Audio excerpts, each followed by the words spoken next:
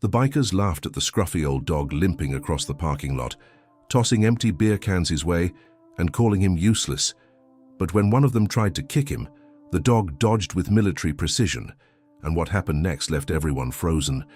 Because this wasn't just a stray, he was something else entirely. The sun was setting over the cracked asphalt of a forgotten truck stop on the outskirts of Montana. The neon sign buzzed faintly, casting flickering light on the rows of dusty motorcycles parked haphazardly outside the bar. Inside, the air was thick with cigarette smoke, the sound of pool balls clinking, and loud laughter. Outside, however, something much quieter was unfolding. A dog, old, wiry, and covered in scars, limped slowly across the lot. His fur was patchy, his right ear torn, and a faint cloud of dust followed him with each dragging step. To most passers-by, he looked like just another stray, the kind of forgotten animal that haunted rural roads and diners. He didn't beg, he didn't bark. He simply walked, gaze fixed ahead, as if he had somewhere to be. That's when the bikers noticed him. There were 6 of them, loud, drunk, and fresh off a ride from another town. One of them, a tall guy with a snake tattoo wrapped around his arm, squinted through the haze and let out a mocking whistle. "Look at that piece of trash. Someone forgot to bury their mutt," he laughed, drawing snickers from the others. Another tossed a half-eaten hot dog toward the dog, hitting him square in the side. The old canine didn't flinch. He paused only for a second, then kept walking, slow and deliberate. "You deaf too, Grandpa?" shouted a third biker, stepping in the dog's path. He lifted a boot as if to push him away. That's when it happened. In a blur that defied his appearance, the dog shifted sideways, avoiding the kick with terrifying speed and precision. His eyes, clouded by age, narrowed as he growled low. The kind of growl that didn't just warn, it threatened. The biker stumbled back, suddenly unsure. The others paused mid-laugh, their expressions turning wary. Inside the bar, an old man at the counter sat up straighter. His hand trembled as he set down his coffee mug. He recognized that movement, that stance, that dog. "Dear God," he whispered, eyes wide. "It can't be ghost." But it was. And that old dog carried a secret written in blood and fire, one the bikers were about to discover, whether they wanted to or not.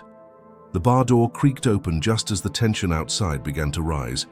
Hank, the owner and bartender, stepped out, wiping his hands on a greasy rag. He squinted at the group of bikers, then at the old dog now standing still, tail low but firm, chest puffed ever so slightly. "Leave him alone," Hank muttered, loud enough for them to hear. "He's not just some stray." One of the bikers, the one who had tried to kick the dog, scoffed. "You know this mutt?" Hank didn't answer right away. His eyes were fixed on the dog, and more specifically, on the faint, circular scar on its left shoulder, barely visible under the patchy fur. "I said, leave him be," Hank repeated, this time with more weight in his voice.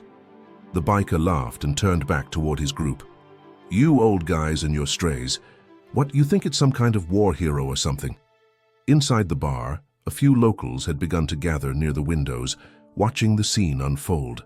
The tension wasn't just about the bikers anymore, it was about the dog. There was something in the way he stood, not fear, not submission, but awareness, readiness. The old dog didn't move a muscle. His eyes followed each of the bikers individually, studying them, calculating. His ears, despite the torn one, twitched at every sound. His front paw hovered slightly above the ground, not because of pain, but as if waiting for a signal. Hank stepped closer. "How, you don't recognize him, do you?" The biker rolled his eyes. "Recognize who? The mutt?" "He's not just a mutt," Hank said slowly. "That's Ghost." A silence fell over the area, pierced only by the distant hum of a passing truck. One of the older men watching from inside muttered something under his breath. Another crossed himself. The name meant nothing to the bikers, but to Hank and to a few in the crowd, it meant everything. "You really don't know," Hank continued, voice low. "He was part of a classified K-9 program, government-funded, Special Forces K-9 unit, saw more action than most men ever will." One of the bikers scoffed. "Yeah, right, and I'm the president." "I'm serious," Hank said. That dog was trained to take down armed combatants, track explosives, detect traps before human eyes could. He's seen war zones, lost his whole unit. And now he walks these roads. The bikers laughed louder this time, but less confidently. There was a growing discomfort in their stance. "Ghost, huh?" the leader mocked. "Looks more like a corpse." The dog didn't react, just kept staring. Then, as the man stepped forward again, this time with a half-empty bottle in hand, Ghost moved. No warning, no sound. In the blink of an eye, the old dog lunged, not toward the biker's throat, but toward his hand. With terrifying accuracy, Ghost clamped his jaws on the bottle, yanking it downward. The man screamed more from surprise than pain as the glass shattered on the pavement. The move was clean, controlled, a precise disarmament, nothing more. "What the?" the biker shouted as stumbling back. Ghost didn't advance. He stood still, bottle shards at his paws, growling low, guttural. "You think he's just some dog," Hank said, voice steady now. But Ghost was trained for years. He followed silent signals, could clear a building in under a minute, took down armed insurgents in Kandahar, lost his handler in the last mission, never barked since. The silence that followed was heavier than before. A teenager in the crowd spoke up. "You mean he was in the army?" "Special Forces," Hank confirmed. "Elite unit." Ghost and Sergeant Marshall, they were a legend. The biker looked around, as if suddenly realizing the crowd wasn't entirely on his side anymore. "So what? He's just a dog, past tense." "That's where you're wrong," Hank replied. Suddenly, a motorbike behind the group tipped and crashed onto its side. Everyone jumped, startled. Ghost hadn't moved, but his eyes never left the biker who had insulted him. It was then that one of the younger bikers, silent until now, cleared his throat. "Wait, I've heard of that dog." The others turned to him. "My cousin's in the army. He told me about a K9 they couldn't put down after a mission went south. Said it refused to leave the body of his handler. Bit through a steel cage to get back. They had to sedate him 4 times. They said he just disappeared one day after retirement." He looked at Ghost again. "They called him the Phantom, or Ghost." Now no one was laughing. The biker who had tried to kick him earlier took a small step back. "This is bull," Ghost growled once more, and this time it wasn't a warning, it was a reminder. "You think the past makes him weak," Hank murmured. "You don't realize it's the past that made him dangerous."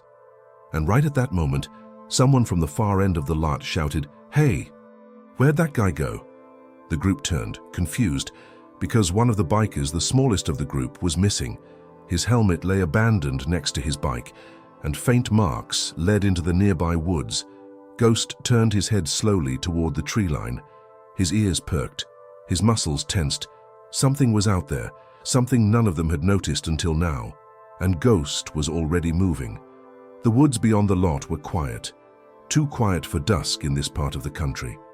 The wind barely moved the leaves, and even the cicadas had fallen silent. Ghost's movements were fluid despite his age, his paws nearly soundless as he slipped past the edge of the tree line. No leash, no command, just instinct. Hank didn't hesitate. "I'm going after him," he said, already moving. "That kid didn't leave his helmet for nothing." The rest of the bikers stood frozen, uncertain whether to follow or pretend none of this was happening. Their leader, still rubbing his scraped hand, growled, "He probably just wandered off to pee. Don't be so dramatic." But even he didn't sound convinced. A few steps into the trees, the air changed. It was heavier, stiller. Hank knew these woods, had hunted here when he was younger, before the bar became his life. But something about tonight felt wrong. He paused, listening, straining his eyes against the thickening shadows. Then he saw Ghost, still alert, his body crouched low near a patch of undergrowth. "Ghost!" Hank called out gently. The dog didn't move, didn't even glance back. His nose hovered just above the soil, breathing in something that Hank couldn't detect. Then, with a sudden, sharp motion, Ghost pawed at the ground and exposed a set of boot prints. Not biker boots. These were different, heavy military-grade soles, fresh, deep, and next to them, something else. A piece of torn denim, blood on it. Hank's stomach dropped. This wasn't just a prank gone wrong. Someone else had been here. From behind, one of the younger bikers finally caught up. "You find him?"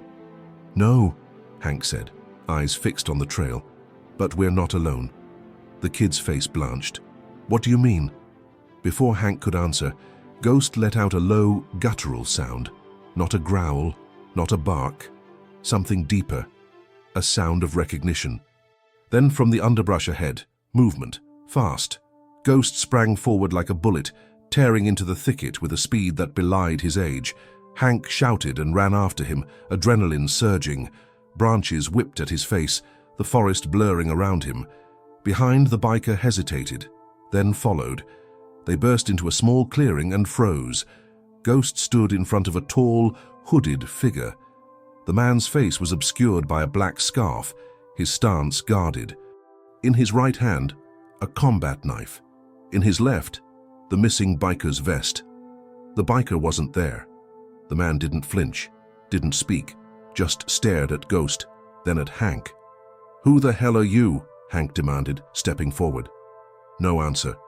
Ghost advanced slowly, ears forward, tail stiff. "Listen," Hank said carefully. "We're just looking for the kid. You see a biker come through here?" The man tilted his head, then dropped the vest onto the ground. It landed with a dull thud. Ghost growled, deep, threatening. Then the man whispered, just loud enough to hear. He screamed. Hank's heart dropped. "What?" The man took a step forward, knife still in hand. "He screamed when I took him, but not for long." Ghost lunged. The fight that followed was fast, brutal, and silent, except for the rustling leaves. Ghost went straight for the man's arm, jaws clamping down with brutal force.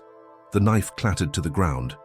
Hank rushed forward, trying to help, but the man twisted violently, throwing both the dog and himself into the dirt. It was chaos. The young biker behind them shouted, then vanished behind the trees. When the dust cleared, the man was gone, vanished like smoke. Only the vest and a small trail of blood remained. Ghost limped slightly, but stood upright, eyes locked on the tree line. Hank crouched beside him. "You okay, boy?" Ghost didn't respond. He was breathing hard, but his gaze was focused. He sniffed the air again, then turned around slowly and began walking back toward the bar. "We have to tell the others," Hank muttered. "This isn't about some lost biker anymore." When they returned, the others were waiting.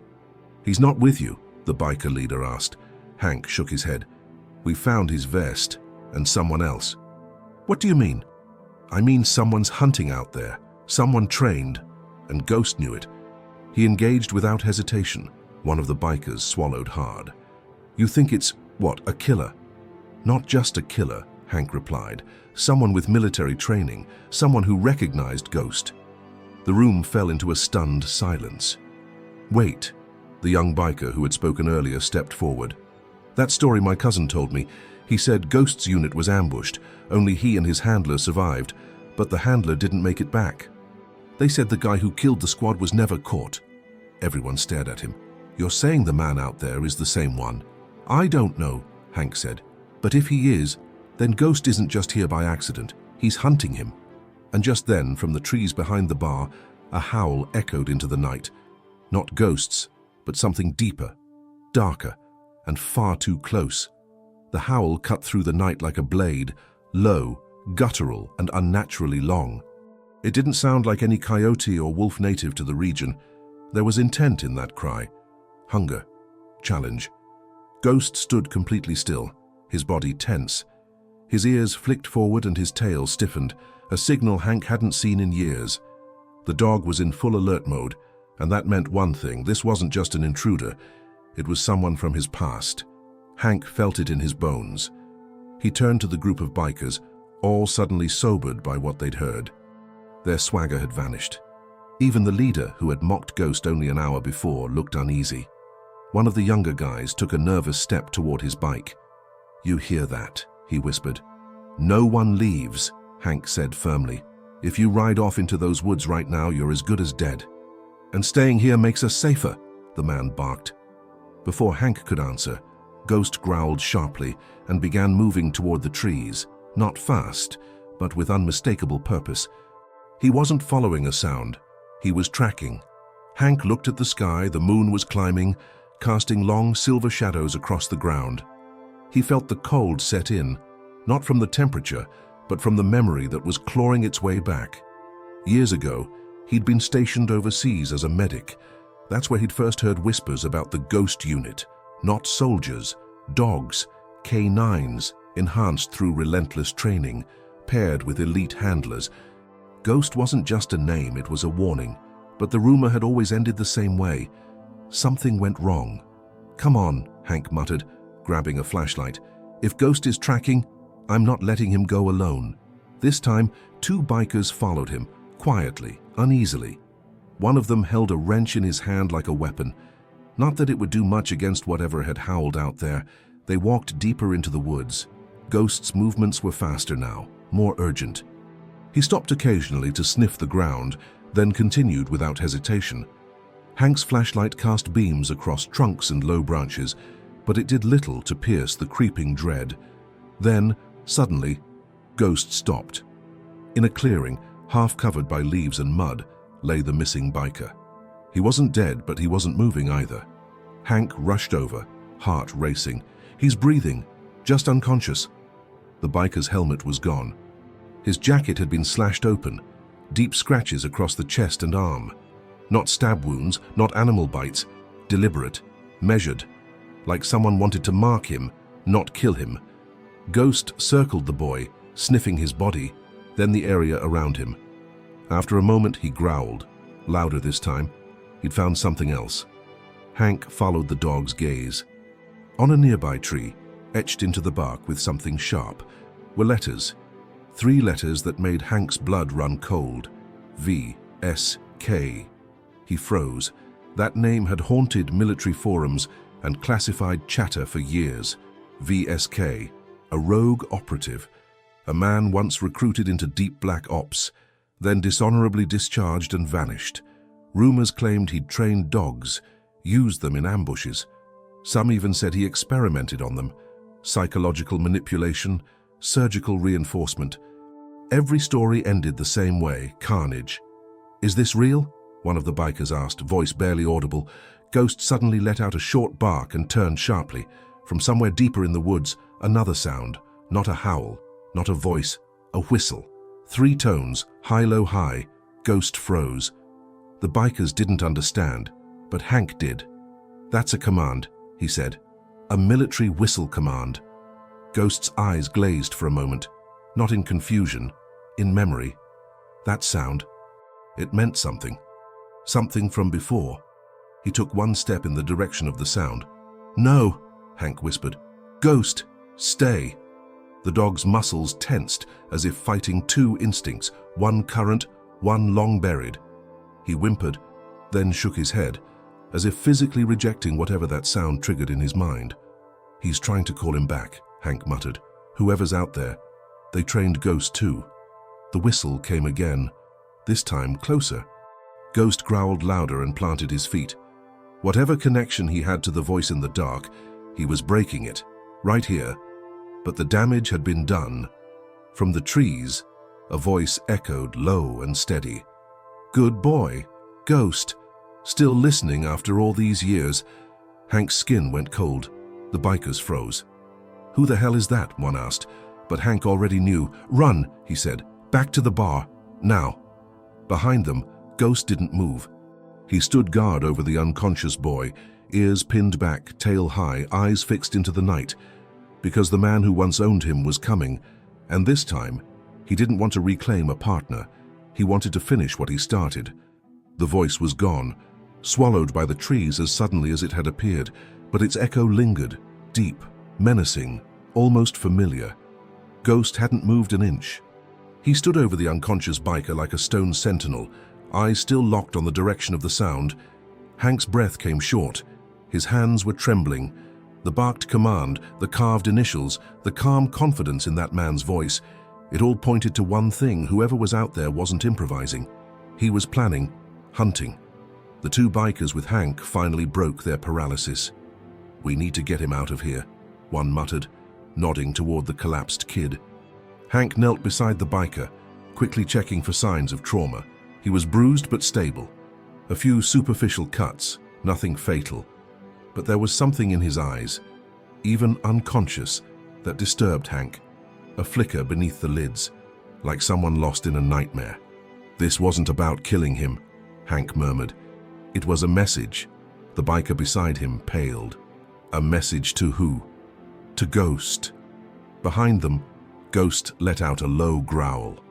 He took a single step toward the forest line, then stopped again.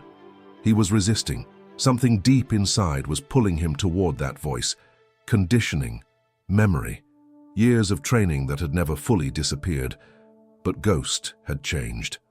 "He's trying to override it," Hank said softly. "He's not following the command." "Wait, so that guy really was his handler?" "No," Hank replied.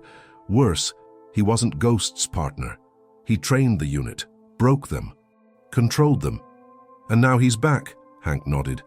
"And he knows Ghost is still alive." They didn't wait. The two bikers lifted their friend with Hank's help, dragging his weight back through the underbrush.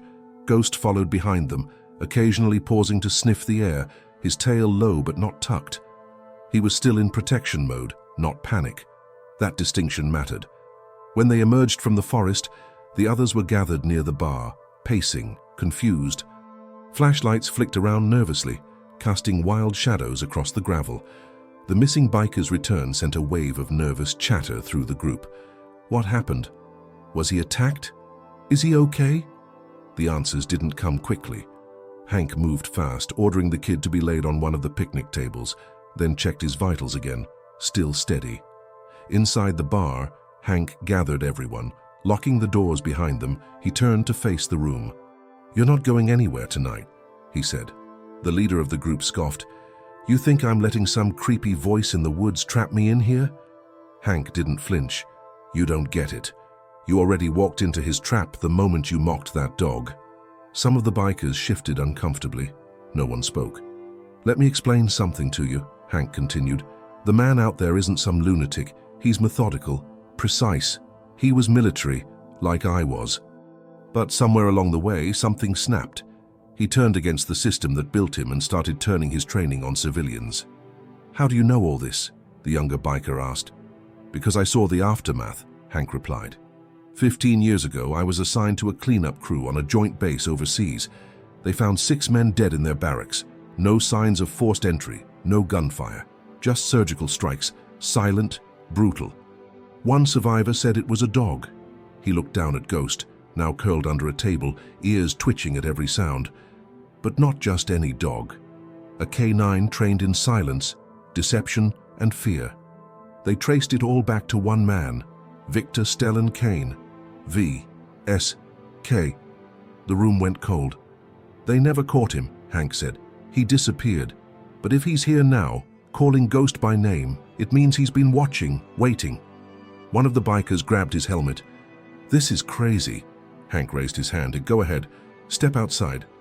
But if you do it knowing that the same man who carved his initials into a tree, left a biker half-conscious in the woods, and whistled to my dog, will be waiting." The man froze, and then Ghost stood. He walked across the bar floor, slow and deliberate, until he reached the window facing the forest. He sat, stared out, and began to growl. Hank moved to the window. "He's here." "What?" someone whispered. "In the woods," Hank said. "Watching." Everyone turned toward the window, but saw nothing. Only black trees and the occasional flicker of moonlight through the branches. Then a flash of red light, a laser dot. It danced briefly across the glass, paused on Ghost's head, and vanished. Everyone ducked. Someone screamed. Ghost didn't move. His eyes stayed forward, as if daring the man to try. "I think," Hank said slowly, voice shaking just slightly, "he wants us to know this isn't over." And as if on cue, the power cut out. The bar went completely dark. No lights, no sound, just the breathing of 15 people and a dog who had once been a weapon. The sudden blackness inside the bar struck like a punch to the gut. Bottles clinked in the dark as someone backed into a shelf. A chair scraped loudly. No one spoke. Even the bikers, tough by nature and ego, froze where they stood. Outside, the silence was crushing. No crickets, no wind, just the distant, unnerving sound of gravel crunching under boots. Hank reached instinctively for the emergency flashlight he kept under the bar. He flicked it on, the thin beam of light slicing through the gloom, and immediately pointed it toward the window.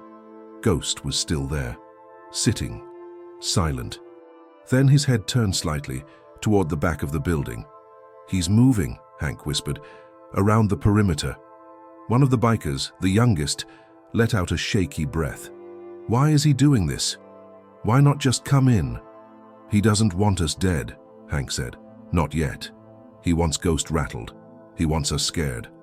"Then it's working," muttered another. Hank kept the beam steady as he stepped closer to the window. "Check your phones." A biker pulled his out. "No signal." Another tried his "dead," Hank cursed under his breath.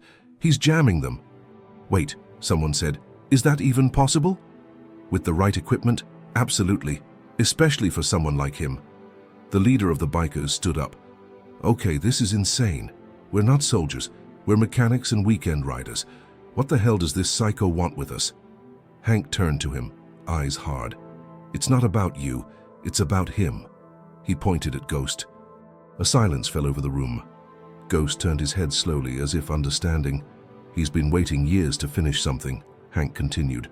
"Ghost escaped him, survived. That's rare." "Why didn't the military put this guy down if he was so dangerous?" one biker asked. "They tried," Hank replied, "but he knew the system too well. He knew how to disappear. And worse, he knew how to cover his tracks. They never found a body. No trace. Some say he went underground. Others believed he died." "He didn't," Ghost's eyes said, still watching the shadows. Then came the sound of metal, clink, clink, clink, a steady, deliberate rhythm. It was coming from the back door. One of the bikers stood up abruptly, grabbing a pool cue like a weapon.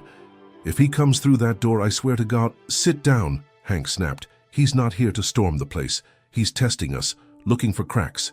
Ghost growled low, still facing the window. And then, in the dim circle of flashlight glow, someone noticed something new.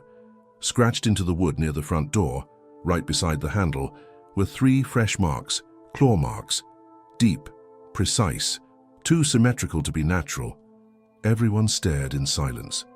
"He's marking territory," Hank muttered, "like a warning." The group was beginning to break. Tension frayed nerves. One of the bikers began pacing. Another went to the back of the bar to look for a weapon. Someone else whispered about escaping through the back window. But Hank knew something none of them did. "This building has 1 main exit and 2 fire doors," he said. "But we're in the middle of nowhere. No street lights, no backup. If we split now, we die."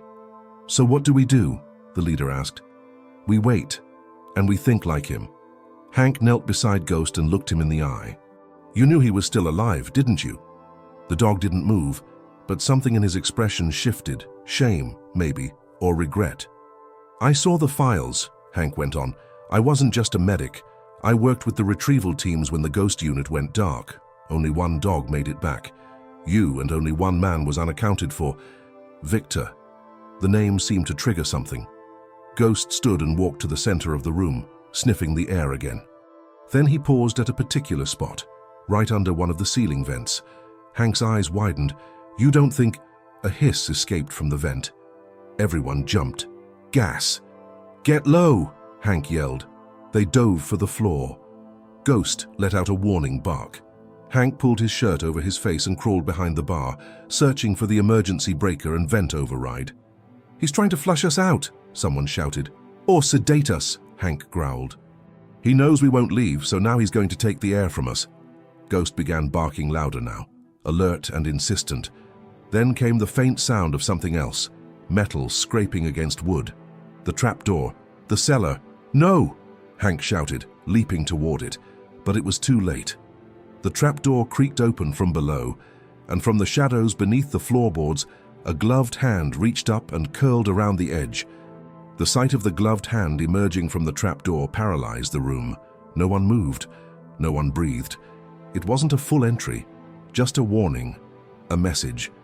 The fingers curled around the old wood, as if the man below was in no rush, like he was savoring the panic bleeding into the air. Then he spoke again. Calm, soft, still guarding the weak, "Ghost, you always did struggle with obedience." Ghost let out a low snarl that rolled through the floorboards.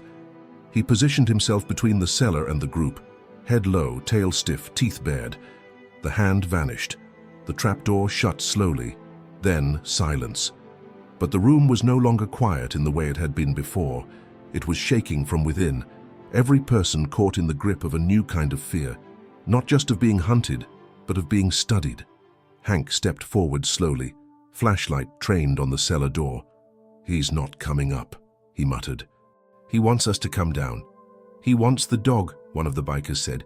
"That's what this is, right? A setup." Hank nodded grimly. "Not just a setup, a test. He's probing Ghost's loyalty, seeing if he can still control him." "But why now?" the younger biker asked. "Why not just kill us all in the dark and take him?" "Because that's not who Victor is," Hank said. "He doesn't kill for efficiency. He kills for theater, for proof." A pause. "He wants Ghost to make a choice." Ghost paced now, agitated, sniffing the doorframe and then walking back to Hank. His body was still tense, but his tail was lowered just slightly, not in submission but in confusion. The command in Victor's voice hadn't been an order. It had been a challenge. And Ghost remembered. The bikers watched in awe as the old dog moved deliberately toward the center of the room and sat down, facing the trapdoor. His breathing slowed. His posture was alert, not afraid. "He's thinking," Hank whispered. "He's trying to decide what to do." Suddenly, the youngest biker, the one Ghost had protected in the woods, sat up. He was pale and trembling, but conscious. "Is he still here?" he croaked. "You're safe," Hank said. "Stay still." But the boy shook his head. "No, listen, he said something. Before I blacked out." He leaned over me and whispered. Hank moved closer. "What did he say?" "He said, 'You were never the target, but they'll understand when the dog chooses.'" A cold chill ran through the room. "He's setting up a betrayal," Hank muttered. "He wants to prove Ghost is still his. That loyalty can be reactivated." "But Ghost didn't follow his command," one of the bikers pointed out. "No," Hank agreed, "but he hasn't fought him either." And that was the problem. There was no doubt Ghost was conflicted. His body language, his constant pivoting between Hank and the trapdoor, the way his ears twitched at every sound, it all screamed of an internal war. And in that war, the past held powerful weapons. "He was conditioned to obey a certain whistle," Hank said. "We heard it earlier, 3 notes. He turned to the group. "If he hears it again and he goes still, we're in trouble." One of the bikers stepped forward. "What if we move Ghost out? Take him far away from here." "No good," Hank said. "He'd follow Victor's scent. This is deeper than loyalty. It's imprinting." "Like a code?" someone asked. "Worse, like a memory that controls behavior." Ghost suddenly stood again, his eyes fixed on the floor. Then he barked twice, short, sharp. He turned to Hank and walked deliberately toward the storage closet behind the bar. "What is he doing?" someone asked. Hank followed, unsure. Ghost nudged the door open with his snout and pawed at an old duffel bag tucked away beneath crates. Hank's face changed. "Oh my God, that's Marshall's bag." He pulled it out slowly. Dusty, faded. The name tag still barely legible. Sart. B. Marshall. Ghost's handler. The room went completely still.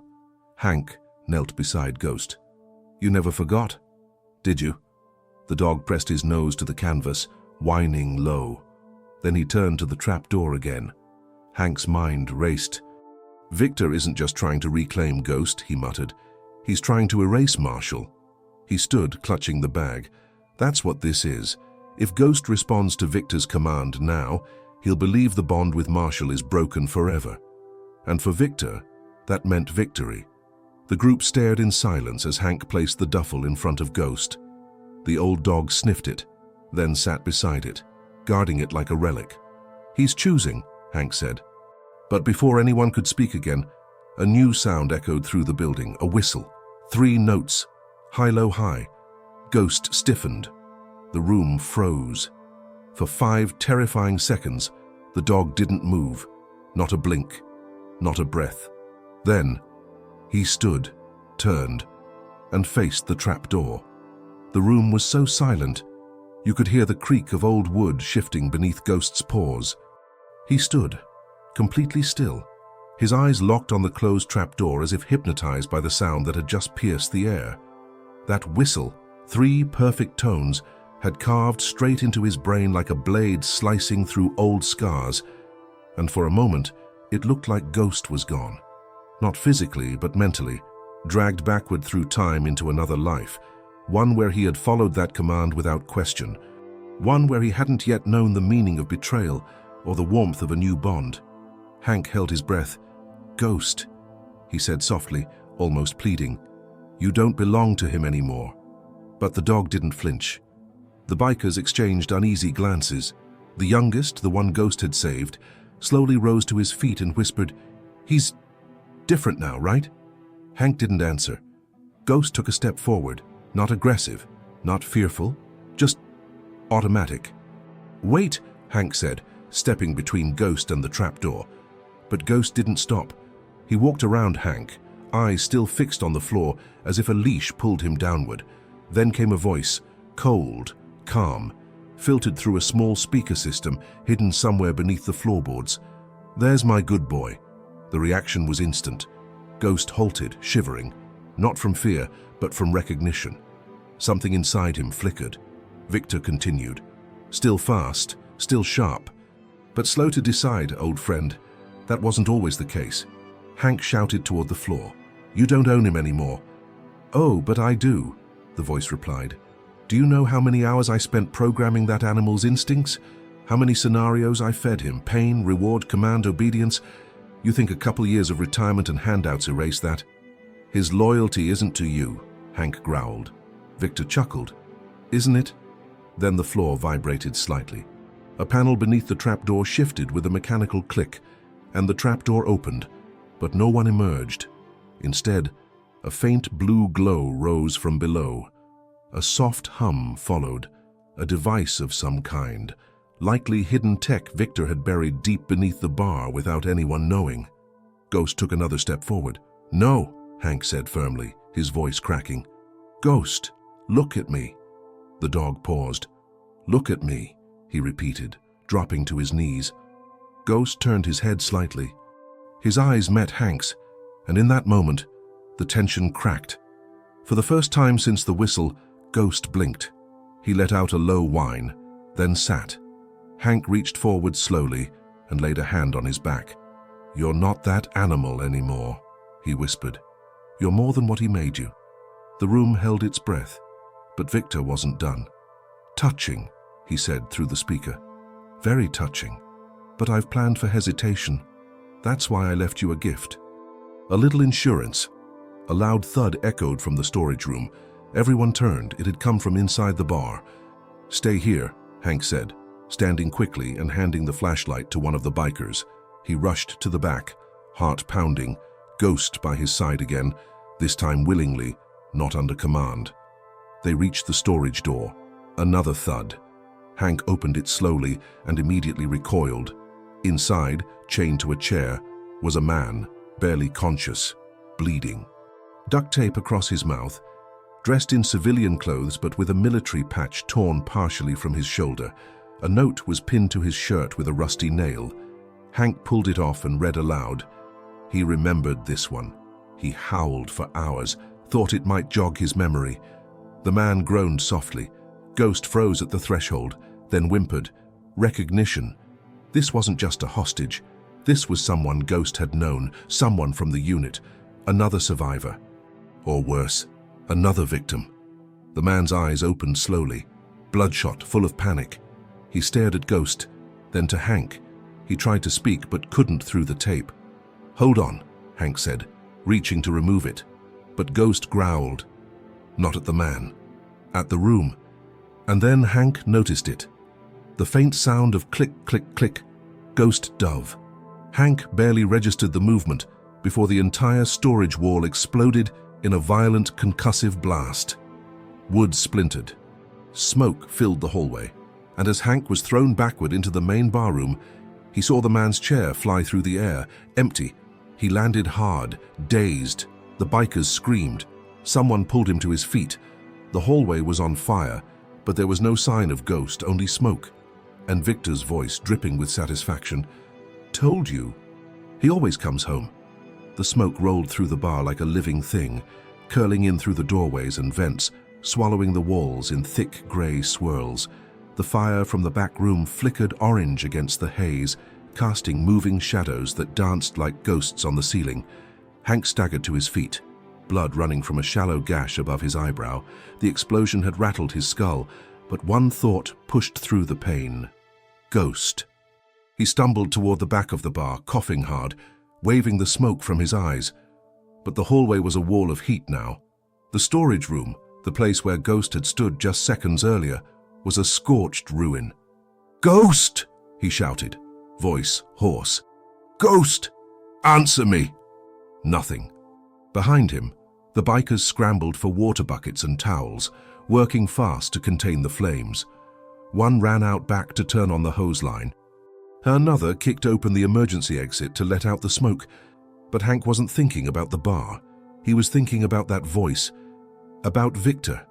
He rushed outside into the night air, lungs burning. The sky was darker now. Clouds had rolled in, covering the moon, swallowing what little light remained. He scanned the tree line, desperate. And then, movement. A silhouette at the edge of the woods. 4 legs. Limping. "Ghost!" Hank cried, stumbling toward it. The figure paused, then vanished. Hank reached the trees, heart racing. "Where are you?" he shouted into the night.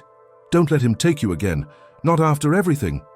Behind him, footsteps approached. It was the youngest biker again, sweat running down his neck, face pale but determined. "I saw him," the kid said, breathless. "He ran toward the ridge, fast, like he was chasing something." "Or someone," Hank muttered. The kid hesitated. "Do we go after him?" Hank didn't answer right away. His thoughts spun in circles. Victor had planned every step of this, each whisper, each planted memory, each symbol meant to trigger something buried deep inside Ghost's mind. That explosion wasn't meant to kill. It was meant to unmoor, to isolate, to pull Ghost away from the present and back into a past he'd fought so hard to leave behind. But Hank wasn't about to let that happen. "We go," he said firmly. "But we don't run blind." He jogged back toward the bar and grabbed the duffel bag, Marshall's bag, the one Ghost had protected with such quiet devotion. If he's confused, this will anchor him. Inside were the remains of another life. A leash, a faded collar with a broken tag, a rolled-up bandana soaked in time and dirt and memory. And one other thing, a small, laminated photo. A man in uniform, smiling, crouched beside a younger, stronger Ghost. The bond was unmistakable. Hank shoved the photo in his coat pocket. Then he and the biker took off toward the ridge. The forest grew thicker. Branches slapped their faces. The temperature dropped as they climbed. And then, from just ahead, a bark. Short, sharp, Ghost. They pushed harder, crashing through brush until they reached a clearing surrounded by tall pines. And in the center, lit by a weak glow from a strange lantern spike in the ground, stood Ghost and Victor. The man was older than Hank had expected, gray in the beard, lean but taut like a coiled wire. He wore black tactical gear stained with dirt and ash. In one hand, he held a thin rope leash. His other hand hung open at his side. Ghost stood just inches away from him, not restrained, not growling, just still, watching, waiting. As if unsure which direction to fall, Hank raised his hands. "Ghost, it's me. You know me." Victor smiled faintly, without turning. "He knows both of us, that's the problem. You brainwashed him. I trained him, conditioned him, built him. You softened him. That's what made him strong." Victor turned then, slowly, his eyes dark and calm. "Is that what you think? That sentimentality equals strength? You lost control of him the moment Marshall loved him like a partner, not a weapon." For the first time, Victor's jaw clenched. His eyes narrowed. "You think that bond made him better," he said sharply. "It made him slow, hesitant, vulnerable. It's the reason Marshall died." Hank flinched. Ghost's ears twitched at the sound of the name. "You blamed the dog," Hank realized aloud. "I watched him freeze during that ambush. Just for a second, he didn't follow my last command because he hesitated, because Marshall had taught him compassion." "You made him into a machine," Hank said. "Marshall gave him a soul." Victor's voice dropped. "And I'm going to take it back." He snapped his fingers once. Ghost took a step toward him. Hank's heart dropped. "No." But Ghost paused, turned his head, and looked directly at Hank, eyes wide, flickering, uncertain. Then his tail twitched, his ears flattened, and his legs bent, ready to pounce. But at who? At Victor or Hank? The world narrowed to a single moment, still, suspended in breathless silence. Ghost crouched low, eyes darting between the two men who had shaped his life in opposite ways. To his left, Victor, the cold architect of obedience, standing tall and calm like a surgeon awaiting the cut. To his right, Hank, dusty, bruised, holding a torn photo in his hand like it was a lifeline. No one moved. "Ghost," Hank said gently, kneeling. "You don't have to choose him. Not this time." The dog's body quivered, not from fear, but from conflict. His muscles were drawn tight, like a bowstring stretched to the point of breaking. Victor's voice sliced through the tension. "You think dogs think like humans, Hank. You think memory overrides programming." "He's not a drone," Hank snapped. "He's not yours." "Oh, but he was," Victor said, stepping slowly toward Ghost. "And deep down, he still is." He reached out, open-palmed, inches from Ghost's head. "Come," he whispered.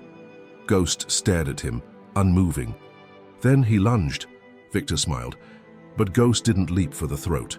He turned at the last instant, spinning away from Victor, and charged toward Hank. The biker beside Hank panicked, stumbling backward. Hank stood his ground. Ghost skidded to a halt inches from Hank's chest, panting heavily. Then he dropped the bandana, the one from Marshall's bag, the one he'd carried all this time. He had taken it during the chaos, not for comfort, for memory. Hank fell to his knees, reaching to grasp the worn cloth. His hands trembled as Ghost pressed his head into his chest. The old dog let out a long, low whimper, part pain, part release. Behind them, Victor's calm shattered. "You little traitor," he hissed. He reached behind his back, drawing a concealed knife, long military grade, polished like a ritual blade. Hank saw the movement. "Run!" The biker behind him turned to bolt, but Victor didn't aim for him. He sprinted toward Ghost. "Move!" Hank roared, shielding the dog with his body. Victor was fast, far too fast for his age. The knife glinted in the light of the forest lanterns, but just as he closed the final distance, Ghost spun and struck. It was like watching instinct reborn. Not rage, not programming. Purpose. Ghost's jaws clamped onto Victor's forearm with brutal precision. The man screamed, not in pain, but in rage, and brought the knife down toward the dog's neck. Hank threw himself into Victor's ribs. The three bodies crashed to the ground. The knife slid from Victor's hand, bouncing across the rocky soil. For a second, there was only motion, fur, limbs, snarls, fists. Then silence. When the dust settled, Victor was pinned. Ghost stood over him, blood dripping from his mouth, not his own. Hank lay on the ground, catching his breath, a gash on his arm from a glancing blow.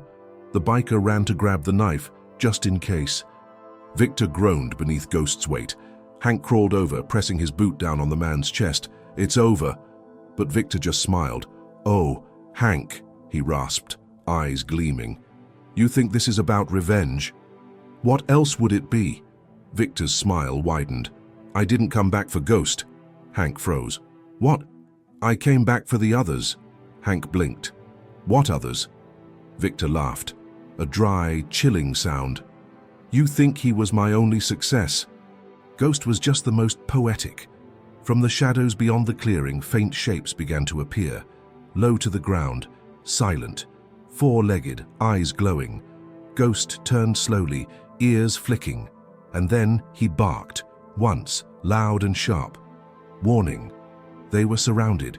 Half a dozen dogs, lean, muscular, scarred, emerged from the tree line like specters, No collars, no hesitation, trained killers.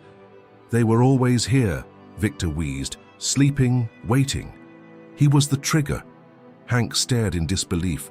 "You'd bred a pack." "I built a unit," Victor corrected. "And now their leader has returned." Ghost looked back at Hank, then at the others, then stepped forward, alone, toward them. Hank whispered, "What are you doing?" Ghost stood in front of the pack, tail raised, ears erect, his old body straightened, like a soldier returning to formation. The other dogs hesitated, watched, and waited. Then Ghost did something Hank didn't expect. He barked again, twice, sharply. A command. The other dogs stiffened. Victor's smile faded. "No." Ghost barked again, longer, louder, deeper. A rejection. And then the pack turned. Not on Hank. On Victor. The air snapped with tension as the pack closed in, muscles rippling under their scarred coats, eyes locked not on Hank, nor on Ghost, but solely on Victor. The man tried to push himself up, but Ghost held him down with the full weight of his body. A low growl vibrated through his chest, and the other dogs mirrored it, as if responding to a single shared frequency. "No, stop," Victor stammered, breath hitching. "I gave you purpose." One of the dogs, a tall, black-furred shepherd with one ear missing, stepped forward, his lip curled slightly. "You were never their master," Hank said, standing now, blood drying on his cheek. "You were just the one who broke them. Ghost showed them another way." "They were tools," Victor barked. "Weapons. They were never meant to feel." Ghost growled louder at that word. Feel.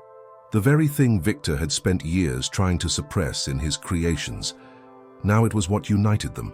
Hank reached for the leash still looped in his coat pocket and slowly, carefully, slipped it around Ghost's neck, not to control him, but as a gesture. Ghost didn't flinch. He stood tall, his tail held like a banner. Then Hank stepped back. "This is your call, Ghost." The pack's ears perked. They were waiting, not for Victor's next order, not even for Ghost's command. They were waiting to see who he chose to be, and Ghost got set. He released Victor, turned his head to the side, and barked once, short and decisive. The dogs stepped back. Victor blinked, stunned. You disobeyed me. You trained them to follow strength," Hank said. "But you never taught them choice. That's what you were afraid of." The black-furred shepherd walked past Victor slowly and sat beside Ghost. Another followed, then another. In moments, Ghost was flanked by the others, not as a pack of soldiers, but as a new kind of unit. One not built on fear, but mutual recognition, shared scars, reclaimed freedom. Victor, on the ground, reached for his belt, fumbling for something hidden beneath his shirt. Ghost saw it. He launched before anyone could react. The device clattered to the ground, a small trigger, blinking red, a dead man's switch. Ghost bit down, crushing it between his teeth. Nothing happened, just silence. Then Hank looked up and saw a faint, blinking light, high in the trees, attached to a steel casing wedged between two trunks. "Bomb!" he shouted, but the light stopped blinking, faded out. The signal was severed. Ghost stepped back, spitting the crushed trigger to the side. Hank exhaled a breath he hadn't realized he was holding. "You really were ready to kill everyone here just to make a point," he said, staring at Victor. Victor didn't answer. His eyes were wide now, not with rage, with fear. The very emotion he had weaponized all his life was now reflected back at him, multiplied by every pair of eyes watching him from the clearing, and none of them belonged to allies. He scrambled backward on his hands until he hit the base of a pine tree. "You don't get it. Without me, they're nothing. They're broken." "They were," Hank said quietly, but that was before Ghost. The sound of sirens carried faintly in the distance. The biker kid who had come with Hank pulled out a radio. "Sheriff's on the way." "Whole town heard the blast." Victor laughed, but it came out hollow. "You think the law can deal with this?" "No," Hank said. "But we can." The pack began to move again, not with violence but purpose. They formed a wide ring around Victor, never touching him, just standing, watching, guarding. "You'll never control them again," Hank added. Victor looked at Ghost one last time. "You think you're free now? You're just chasing a fantasy. You were made for war." Ghost didn't growl. He didn't bark. He just turned his back and walked away, and the others followed. Hank stood in the center of the clearing, watching them vanish into the trees, not as soldiers returning to base, but as survivors walking towards something unknown. Redemption, freedom.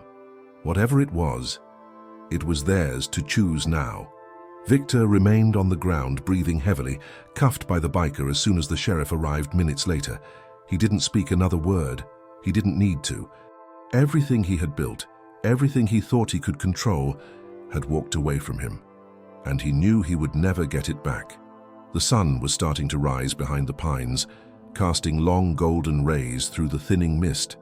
The scent of smoke still lingered in the air, clinging to the leaves and the fabric of Hank's jacket. His legs ached.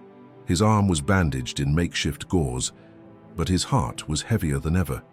Ghost hadn't come back. Not yet. The pack had disappeared into the forest hours ago, melting into the shadows like vapor, leaving behind only paw prints in the soft earth and a silence that felt louder than any explosion. Hank sat alone on the front steps of the ruined bar, watching the sheriff's deputies haul Victor into a waiting truck. The man didn't struggle. His face was blank, eyes unfocused, like he was staring at something only he could see, something long gone.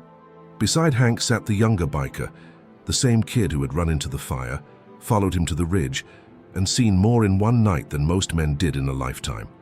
"You think they're okay out there?" the kid asked quietly. Hank didn't answer right away. "I don't know," he admitted, "but I think for the first time in their lives, they get to figure that out themselves." The kid nodded, then handed Hank something wrapped in cloth. "What's this?" "You dropped it in the clearing." Hank unfolded the fabric.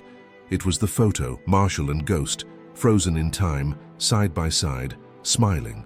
A bond forged in battle, but strengthened by something deeper, something Victor could never touch. "I never knew him," the kid said. "The guy in the picture. But I feel like I did." Hank's throat tightened. "He was the kind of man who could look into a dog's eyes and see a soul," he murmured. "That's rare." A beat passed. "Do you think Ghost came back for him or for you?" Hank stared down at the image. "I think," he said slowly, "Ghost came back for himself." Just then, a sound broke through the hush of morning. Paws on gravel, slow, tired, but deliberate. Hank looked up, and there he was. Ghost. Alone. His fur was singed at the edges, coated with dust and forest debris. A fresh scratch ran down his right flank, but he walked with calm dignity, head held high, eyes locked on Hank. Hank stood. He didn't run to him. He waited. Ghost approached, each step steady, purposeful, until he stood right in front of him, and then he sat. Hank dropped to one knee. "You okay, old boy?" Ghost leaned forward and pressed his head into Hank's chest. Hank exhaled, finally letting himself breathe. The kid sniffled beside them and wiped his eyes quickly, pretending not to. After a long moment, Hank leaned back and looked Ghost in the eyes. "You didn't have to come back." Ghost just wagged his tail, slow and strong. "I guess that means you're staying," Hank said with a half smile. But then, Ghost looked over his shoulder, toward the trees, and barked once. A few seconds later, shapes emerged. Not all, but some. 3 dogs from the pack stepped into the clearing, heads low, eyes cautious. They approached quietly and gathered around Ghost, not like soldiers, like family. One laid down beside him, another nuzzled Hank's hand before curling up near the porch. The third, smaller, younger, with nervous eyes, sat a few feet away, watching the horizon. "They followed him," the kid whispered. "Even after all that, they followed him." "They didn't follow," Hank corrected gently. "They chose." He stood slowly, glancing back toward the forest. "I think the rest will come too, when they're ready." And then he noticed something. Around Ghost's neck, tied loosely beneath the newer collar, was something faded and old. Marshall's original tag, bent, scratched, but intact. Somehow, in all that chaos, Ghost had kept it. Hank reached out and gently ran his thumb across the metal. The engraving was still legible. Property of SGT, Marshall. Ghost looked up at him again. Not for permission, not for instruction, just connection, a shared knowing. Behind them, the sheriff's deputy walked up slowly. "We'll need your statement soon, Hank, but take your time." Hank nodded. He looked back at the ruined bar, then at the open clearing, then at the dogs resting around him. He smiled faintly. "Guess we're rebuilding from here." The kid looked up. "Rebuilding the bar?" "No," Hank said, his voice quiet but resolute. "Rebuilding them." He looked at Ghost. "At us." The town didn't forget. Not after that night. News spread fast in places like this, whispers morphing into stories, stories into legends. But what happened on that ridge? That wasn't myth. That was something real, something that would settle deep into the bones of every man, woman, and child who ever doubted what loyalty meant. In the days that followed, the authorities combed the woods for the remaining dogs. Some were never found, but others, 4 more to be exact, arrived on their own. One by one, they came out of the trees, silent and tired, but not dangerous. Not anymore. They sought out Ghost. They waited for him. The sheriff, a man who once scoffed at animal sentiment, stood still the day the last dog appeared and curled up beside Ghost outside Hank's porch. He didn't speak. He just took off his hat, pressed it to his chest, and nodded. From that moment on, no one questioned who was in charge of the pack. They weren't wild dogs. They weren't military projects. They weren't even pets. They were survivors. And Ghost was their leader. Hank decided not to go back to trucking. He spent his days fixing the old bar, not to reopen it as a place for drinks, but as a shelter, a sanctuary, something quiet, safe, a place that the pack could return to when they needed it. He built sleeping spaces in the back, dug water lines, reinforced the floor. Some people offered to help. Others stayed away, nervous, unsure, still holding on to pieces of fear. But Hank didn't push. He knew healing couldn't be rushed. It had to be chosen, just like Ghost had chosen him. One rainy evening, Hank stood by the window, watching Ghost sit on the porch. His back was straighter these days, his eyes clearer. The weight he carried had shifted, no longer pain, but memory and strength. The kid, Tyler, the youngest biker, sat across from Hank with a notebook. "I ever think about telling the story?" he asked. Hank raised an eyebrow. "What story?" "This one." Hank glanced outside. "I don't think it's mine to tell." Tyler nodded slowly, then closed the notebook. They should have given him a medal. Hank didn't reply. Instead, he stood, walked to the small drawer by the door and pulled something out, a dusty box. He opened it gently. Inside was a medal, old, silver, slightly tarnished, Distinguished Service Cross. Marshall's, he had kept it, all this time. Hank turned, walked onto the porch and sat beside Ghost in the drizzle. The old dog didn't flinch. Hank took the medal and slowly, respectfully, tied it to Ghost's collar beside the old tag. He said nothing. Ghost turned his head and touched his muzzle lightly against Hank's arm. Then they sat, in silence, in rain, in memory. 2 weeks later, the town held a small ceremony. Nothing grand, no cameras, just locals. Someone had built a wooden monument at the edge of the forest. Carved into it was the image of a dog. Head raised, eyes watchful, tail still. Below it, a single sentence. He served. He led. He healed. They didn't name him. They didn't have to. Everyone knew. Ghost didn't attend the ceremony. Instead, that morning, he walked alone through town, past the gas station, the school, the post office. Each place once unfamiliar and suspicious, now quiet and reverent. People stepped aside for him, not out of fear, out of respect. He walked all the way to the tree-lined house where the woods began. There, 5 dogs waited. Ghost didn't pause. He joined them. And with one last glance over his shoulder, toward the bar, the porch, the man he had chosen, he disappeared into the trees. Not forever, but for now. Because leaders don't seek comfort. They seek peace, even if it's just a little farther into the wild. Months passed. Seasons turned. And the old bar became something else entirely. Children now played under its porch. tossing sticks toward the edge of the woods, hoping, just maybe, that the dogs would return. Sometimes they did, not all together, never in a line, but in pairs, in singles, like echoes returning home. They no longer barked at strangers. They no longer flinched at sudden sounds. They were healing in their own time. And Hank? He found peace not in fixing the world, but in mending small things. A broken fence, a rusted gate, a wounded soul. People started calling the place the Quiet House, not a shelter, not a business, just a place where silence was welcome, where memories could breathe, where a man and a dog could sit without needing words. Tyler, the young biker, came often. He didn't bring noise with him, just time, helped Hank with repairs, fed the dogs, wrote in his notebook. He still wanted to tell the story, but he knew now. It wasn't about glory or violence or revenge. It was about choosing something better. One afternoon, as the sun dipped low, casting long shadows across the gravel road, Hank stood beside the old oak tree behind the bar. A small wooden cross leaned against it. Beneath the soil, Marshall's ashes rested, returned to the only place he had truly called home. Beside the cross, another tag had been added: ghosts. Not because he was gone, but because he had become something more. No longer just a dog, no longer a weapon, but a legend carried in paw prints and memories. A few days later, Hank received a letter, official looking, from a federal office, clean envelope, heavy stamp. Inside, a single sheet. The department acknowledges the extraordinary contribution of the canine known as Ghost.